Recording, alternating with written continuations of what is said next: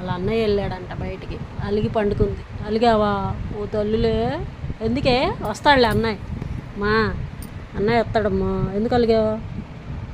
ఎందుకు అలిగావు?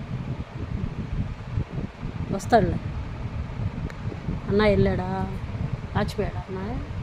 వస్తాడులే. బంగారం కాదు నువ్వు, బంగారం కాదు.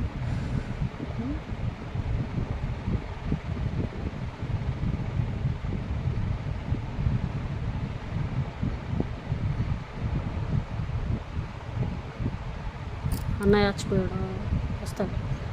అలిగావా? ఎందుకు అలిగావా? దేనికి అలిగావు చెప్పు.